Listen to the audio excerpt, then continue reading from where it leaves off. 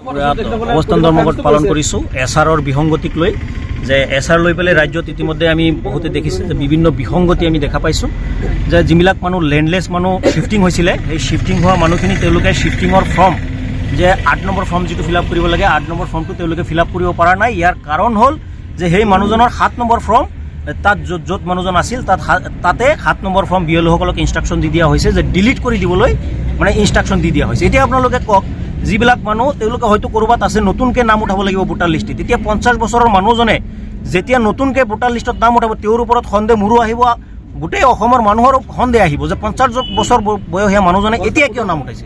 গতিকে তেওঁৰ নামটো ডিভোটাৰত যোৱাৰ সম্ভাৱনা এটা আছে যে এইটো কিয় চক্ৰান্ত কৰা হৈ আছে। যিবিলাক ভূমিহীন মানুহ আছিল তেওঁলোকক শ্বিফটিং কৰাৰ চান্স দিব লাগিছিল।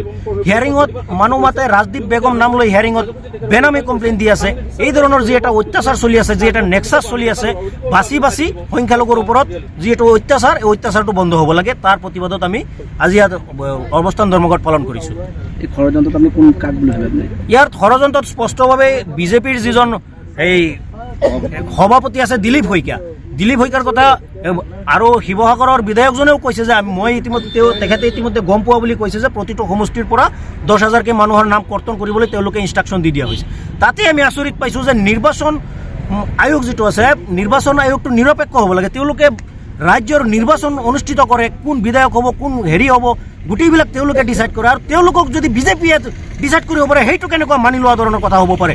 গণতান্ত্ৰিক দেশত এই ধৰণৰ অগণতান্ত্ৰিক প্ৰক্ৰিয়া আমি কেতিয়াও মানি নলওঁ, তাৰে আমি প্ৰতিবাদ জনাইছোঁ।